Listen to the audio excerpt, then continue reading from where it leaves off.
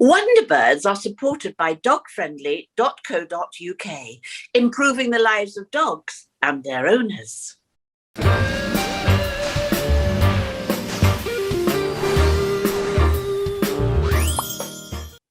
Hello, girls. Hi, girls. Happy Happy Friday. Friday. The weekend, yes. Yes, and a lovely sunny day too, isn't it? It is Yeah. lovely. That opens your heart. It is my very, very, very old friend who I just think is sensational. And just recently, she's on the telly all the time because it's a carry-on special at the moment, and it's the wonderful Amanda Barrie. Hello, Welcome. Hilary. There she is. Hi. Hi. Hello. So, darling, how are you? Well, do you want the news? Well, Yes. Yes. I'm sitting here in my chair, which has now recently been a wheelchair, because I didn't fall downstairs like an old lady. I didn't do that.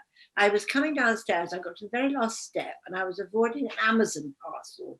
I stepped over it, but I stepped over too far, and I completely smashed my ankle. When I looked at it, you know, how do you know you've broken it? It was like a flipper pointing a different way. Oh, No. Painful. I called Hilary, naturally. Hilary, I think I broke my ankle. No. and what had you actually done? I have given myself a Pott's fracture, which means breaking everything there that there was to break. I did a really good job, according to the doctor, especially. So I spent a night in hospital, and then I've got it now, and that's what I've got. So I will not be dancing, Giselle. So did they put you in plaster?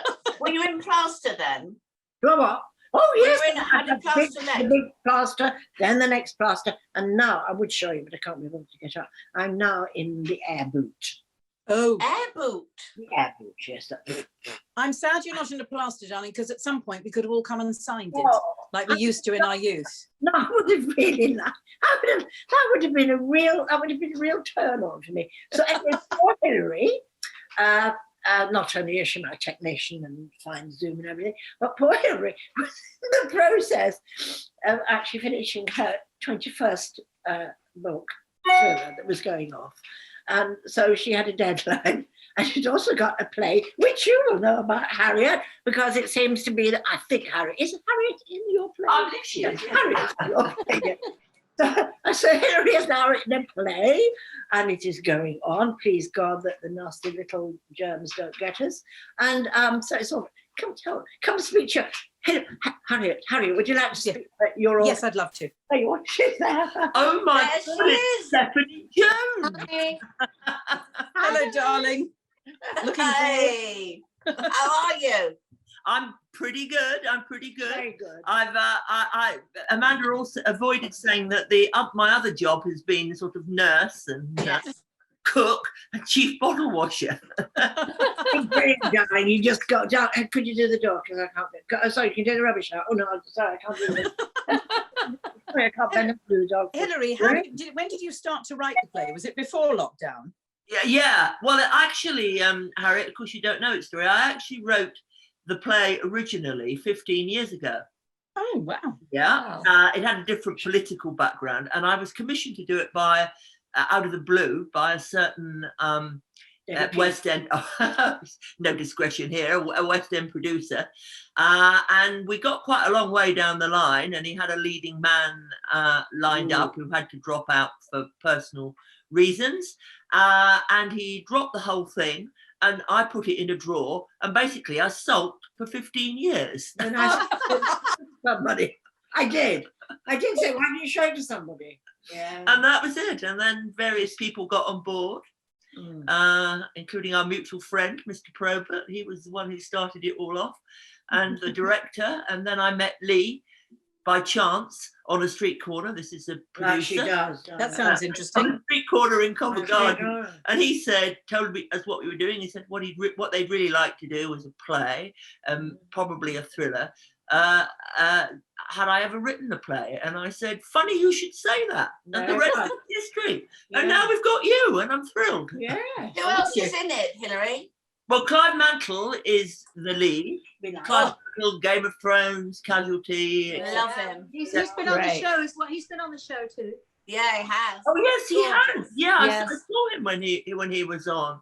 Yeah. I mean, we're very lucky to have him. Apart from, you know, obviously his TV profile is good, but he's as Harriet would know, very experienced, acclaimed theatrical actor, isn't he? So And he's fun. yeah, everybody. Yes. I don't know him. I've met him, but I Yes. don't know him very well. But everybody says he is. And we have the lovely John Lyons. Oh, fantastic. Oh, Yeah, who fabulous. who everybody knows best knows as Morse's sidekick, but of course, again, is a man with a lot of theatre. And then we've got this person called Harriet Thorpe. I know what you know. she's doing. It.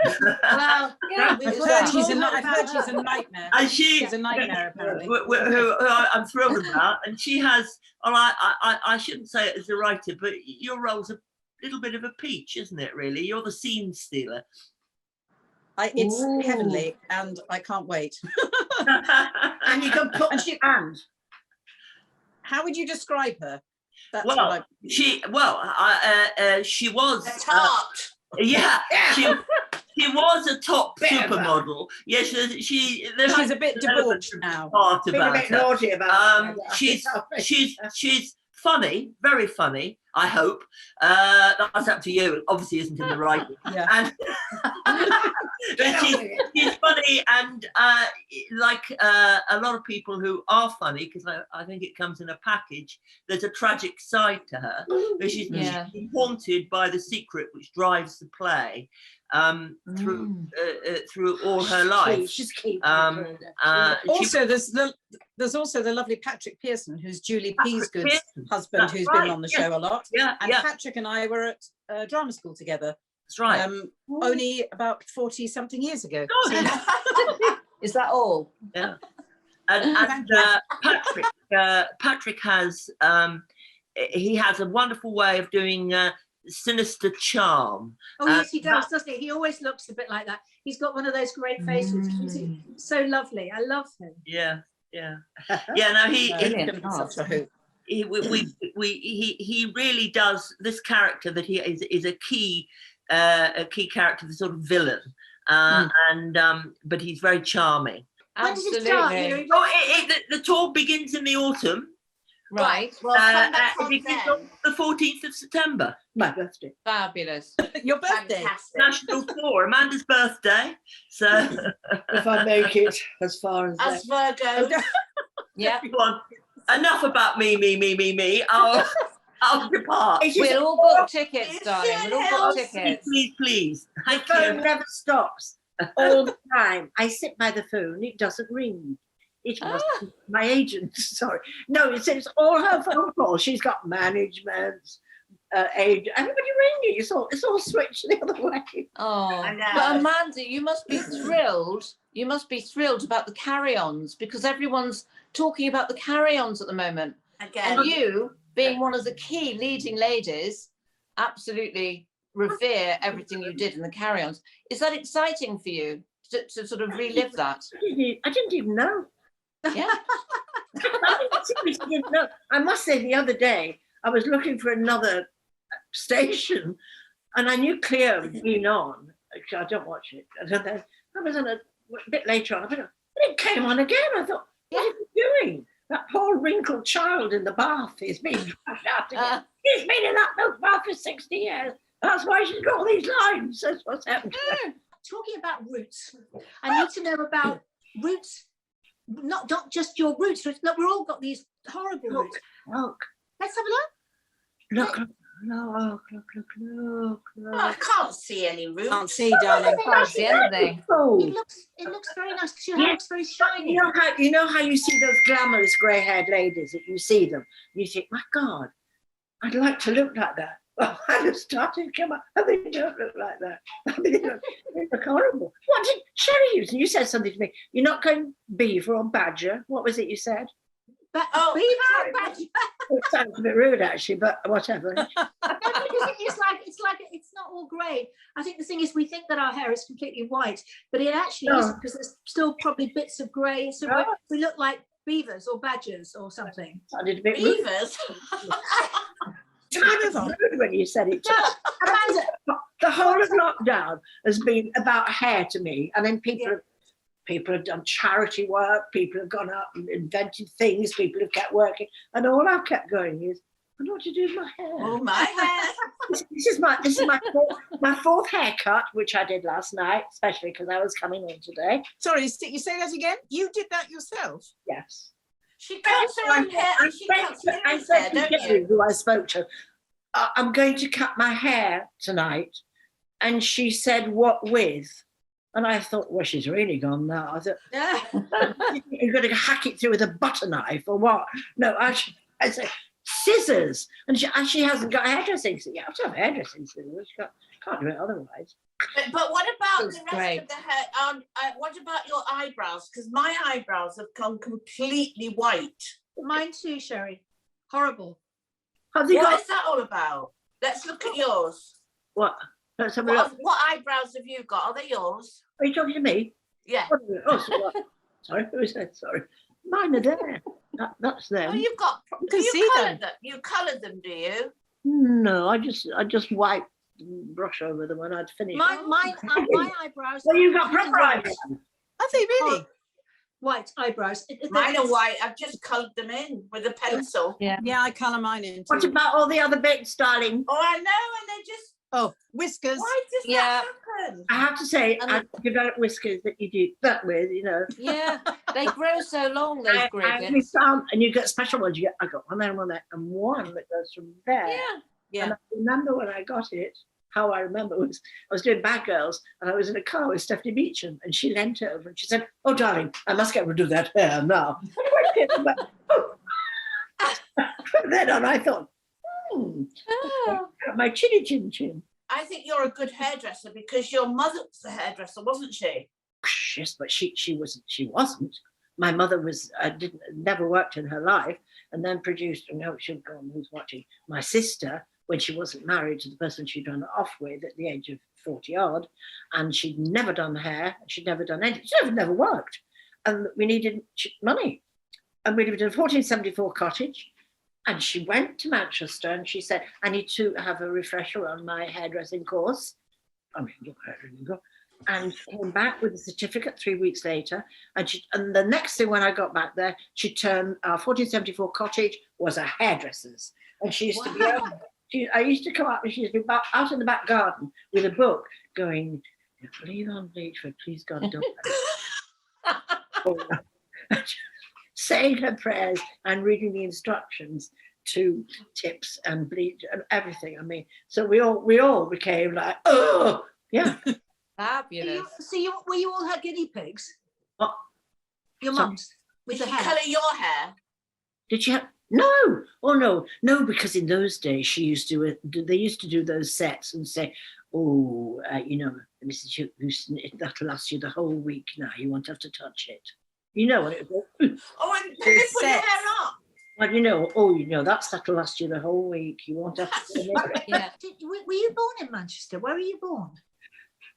I was born, darling, in Ashton-under-Lyne. Oh. My real name is Shirley Ann Broadbent.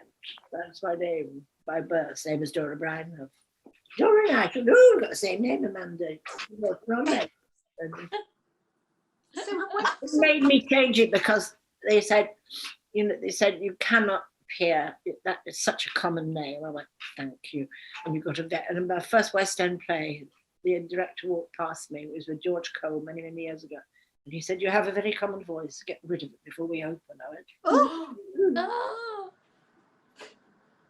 and I got very posh and played loads of very grand ladies in the West End. And then I went back into Coronation Street and I had to learn how to speak the other way.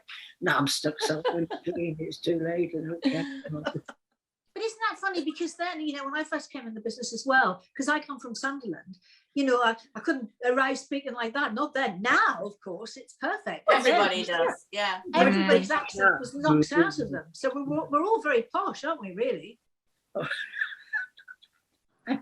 You Don't can't, know about that. you can't be part of Apparently. Broadbent, actually.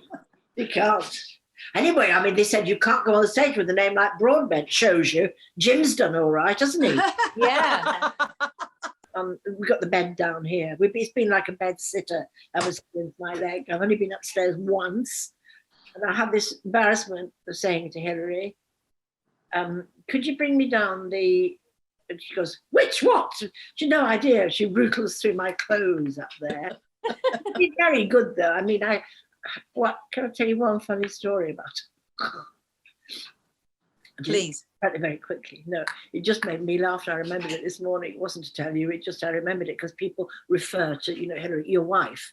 And I've never ever, I mean, she's her. I don't ever think of that. When I was doing a television series in Tel Aviv, name drop, we had a driver called Attihim or something, and he used to pick me up every morning. And because nothing worked in the hotel we were staying, and I went downstairs and got in the car at some unearthly hour, and I said, I am so pissed off.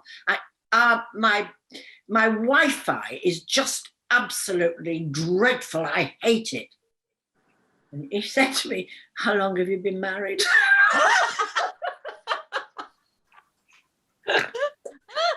She's now known as your Wi-Fi. Oh, That's very good. Yeah. Amanda, did you ever look back? I know I've probably said this to you a million times and think that was the best time. That was the best time. I was asked this the other day and I couldn't answer it. Or do you, overall, do you think you had the best time ever working at Winston's with Barbara, No. with Danny LaRue? No. You worked with everybody. But are there special times you go, oh, that was the best? Yeah, actually, lockdown. Because I didn't have to do it. Yes. For the first time in my life, I sat back and I went, why do I feel totally content? What is the matter with me? I'm normally a nervous wreck. Yeah. Anxious, all that. And I sat back and I went, I think I'll put Miss Marple on. Oh, I can watch the racing this afternoon. That phone is not going to ring and say, would you like to do a solo version of the Virginia? I mean, I thought the phone is not going to ring, and I'll have to go, oh, I don't know if I can do that. I can't. And so instead of what, I sat there and I went, and then actually bigger excuse, then broke ankle and was allowed to stay completely in bed. If I'm being honest about the happiest time of my life, it was a mixture between when I was a dancer and being in musicals, being a dancer. No responsibility. All my brains were in my feet anyway. So it was, brilliant. Loved it to bits. Loved just the whole thing of being in the theatre. And other than that, I don't know, little snatches of things, really. But I loved working with Paul Eddington for 2 years. We did 2 plays together in West End. And Lovely. just that period of doing that with him on stage every night for 2 years, playing opposite each other, that was good. It was because my favourite with you is Richard Wattis and Dora Bryan. ooh, That is, I mean, I know people don't always remember Richard Wattis now, Oh, but yeah. oh my God, I've got all his films. So tell them the story about you on stage with Dora and Richard. Well, I mean, when I was doing the book with Hilary, she said, "Oh, don't start telling us awful stories about when actors laugh, because you're always talking about, oh, we laugh so much." And I said, I know, but we laugh so much that they unfortunately had to lower the curtain at the Adelphi Theatre twice during the run on us on stage. Because Richard Wattis, who'd never done anything like that, he was sort of, always played those sort of parts that he played, the civil servants and things. And he had to do a musical bit and in the show. He had to sing all the way through it. And we did, it was a review, so we did this thing called the Versatile Trio, which was me and Dora and him, and it was we three, the Versatile Three, Lenora and Vernon, that's me. It was that sort of thing. So if you got the picture. And what were you dressed as, all of you? Well, that wasn't the one. That was on musical stuff. But the thing was, at one point, he got very nervous, and the more nervous he got, the more he laughed. And we had a number to do called Daffodil, Bluebell, and Primrose. And we all had great big hats on, and we had fronds, great big long fronds that we had to hit each other with, and we came up from behind a bush. and did it and did this. And it was like a round, I'm a bluebell, I'm a daffodil, like that. And the thing was, he'd been in this very giggly mood for a very long time, and every night we were called out, Miss Brown, Mr. Washington, Miss Barrie, please come to the prompt corner. Now we all look at each other. Is there anything funny? Have you seen anything? Could you look at each other? And if you're going to laugh, laugh now.